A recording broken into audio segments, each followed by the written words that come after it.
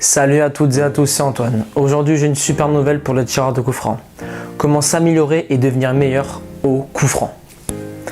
Donc aujourd'hui, je vais vous dire les 4 conseils qui pour moi font la différence et qui ont fait la différence avec mes clients au niveau des coups francs. Donc tout d'abord, c'est la concentration.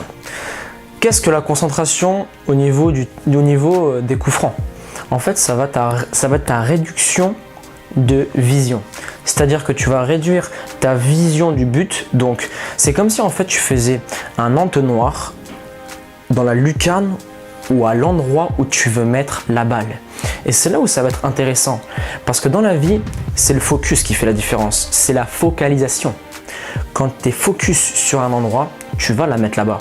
Quand j'étais gardien, quand je voulais faire une relance à la main, je faisais que fixer l'endroit où je voulais la mettre et je ne la lâchais pas des yeux. Relance à la main, hop, et plus je fixais l'objectif, plus la balle arrivait à ce même endroit. Donc la concentration, tu fais le vide et tu réduis ton angle de tir à l'endroit où tu veux la mettre. Ça, c'est le premier conseil que je peux te donner.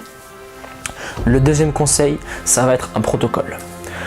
Si tu analyses Juninho, Beckham, Cristiano Ronaldo, Lionel Messi, ces joueurs-là ont tous un protocole qui marche pour eux quand ils vont tirer un coup franc.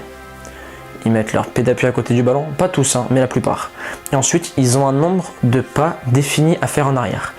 Cristiano Ronaldo, lui je sais plus s'il en fait 2 ou 3, mais il met son pied gauche. Ensuite, il fait 1, 2 pas, il écarte son pied gauche et là, il est en place. Il a trouvé son bon angle et il sait que ça marche pour lui. Donc voilà comment il fait pour marquer autant de coups francs. Il a un protocole et il le respecte. Et c'est comme ça que ça marche. Trouve ton protocole et répète-le sans arrêt. Troisième conseil, ça va être ton gainage. Alors c'est bête à dire, mais ça fait la différence. Le gainage, lorsque tu tires un coup franc, il faut avoir une posture et un équilibre optimal. Donc il va falloir travailler ton gainage pour que cette posture soit la plus stable et la plus équilibrée possible. Donc tu vas travailler ton gainage chaque jour. Et tu verras que ça fera la différence. Les petits détails chez les grands joueurs font la différence. Inspire-toi des grands et reproduis-le à bon escient pour toi et pour tes performances. Quatrième et dernier point, la persévérance. Alors, Juninho. Je sais que tu as déjà vu des reportages sur ce type. Qu'est-ce qu'il faisait après les entraînements? Coup franc. Comment ça s'appelle? Ça s'appelle du boulot, mais aussi de la persévérance. Il faisait que ça le mec. Coup franc, coup franc, coup franc. En fait, faut que tu répètes faut que tu répètes. Et il faut bien que tu te mettes à l'idée. Car je connais un youtubeur qui est spécialisé dans les coups francs. Un petit salut à toi Jordan. Ce mec-là, il fait des vidéos. Et dans ces vidéos, il explique comment faire des coups francs. Mais ce mec-là, j'ai eu l'occasion de parler avec lui. Et ça fait 1 an qu'il répète ça. Et il persévère son tir tout le temps. Mais tu sais quoi? Je vais vous mettre sa chaîne dans la description. Pour que vous allez voir un peu au niveau des coups francs. Il pourra mieux vous conseiller que moi au niveau de la technique d'exécution de la frappe.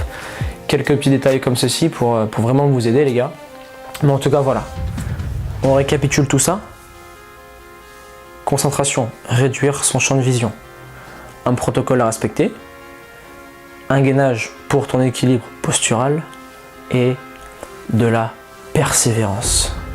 Ça va être le plus gros point. Répétez, répétez et encore répétez les gars. Mais écoutez, je vous laisse là. Persévérance et motivation et on avance ensemble.